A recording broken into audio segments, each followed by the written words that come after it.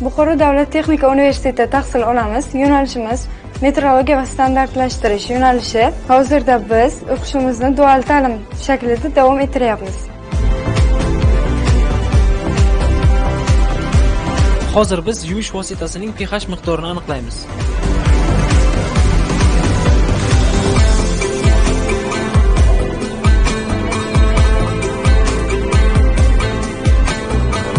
O'lchab olingan namunamizga 100 ml suv qo'yib eritib olamiz. Tayyorlangan eritmani pH muhitini aniqlab olamiz.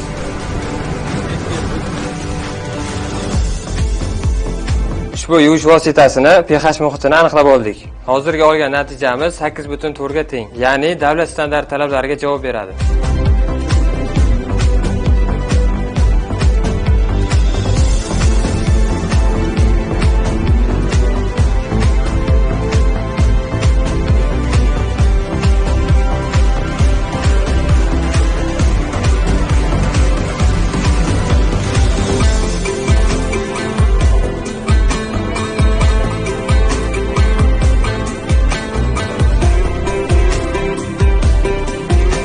Ta'lim tizimida eng katta afzalliklardan biri biz o'qishda real ish bilan shug'ullanishimiz mumkin.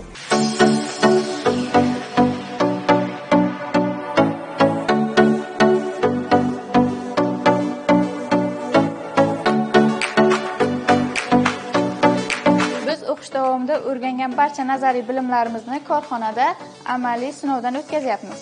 Masalan, biz oziq-ovqat mahsulotlaridan unning oqsillik miqdorini, ya'ni kley kabinasini aniqlaymiz. Namuna uchun 25 gram un mahsulotidan olamiz.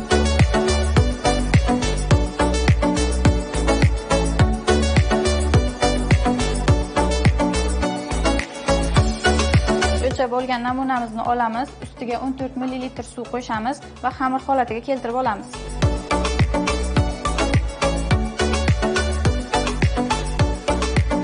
Xamirimizni tindirish uchun laboratoriya sharoitida ma'lum muddatga qo'yamiz. Tindirilgan xamirimizni kley kabinasini aniqlash uchun suvda yuvib olamiz.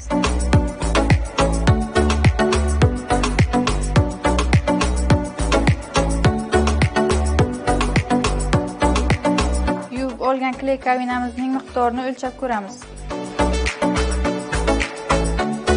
Kley kabinamizning miqdori 7,56 ni ko'rsatyapti.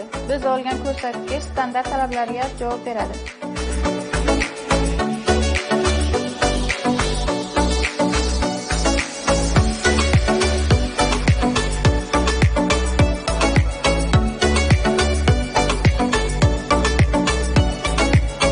Bilamizki, hozir butun dunyoda oziq-ovqat mahsulotlari xavfsizligiga talab oshib bormoqda.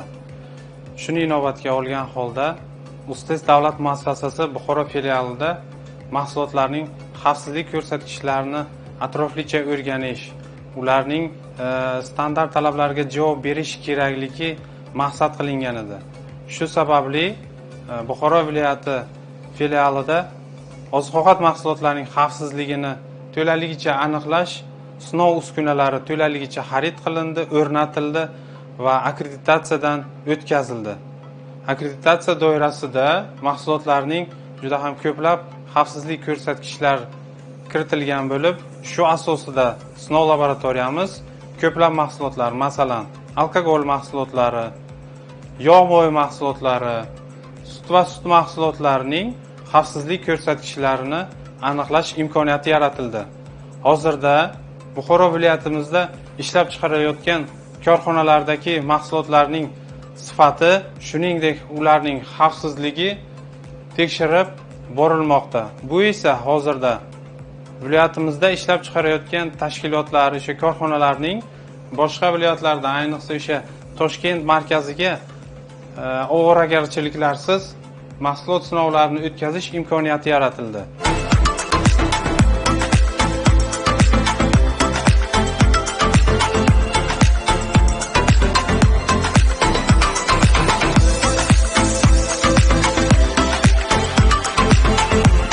Dual ta'limning afzalliklari moliyaviy jihatdan erkinlikka erishmoqchi bo'lgan talabalar uchun ayni muddao. Biz talabalar Bu yerda o'qish jarayoni bilan birgalikda ishlab 1,5 million so'mgacha bo'lgan oylik maosh olyapmiz.